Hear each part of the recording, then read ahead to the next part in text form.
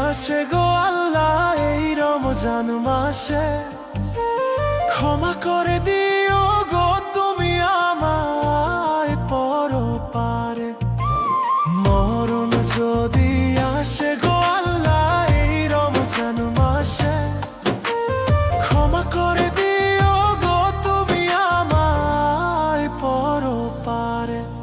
আল্লাহ তুমি যদি মাফ না করো আমারে, ও আল্লাহ যাব কার কাছে? তুমি মাফ না করলে ও গো আল্লাহ যাব কার কাছে? তুমি মাফ না করলে ও গো আল্লাহ যাব কার কাছে?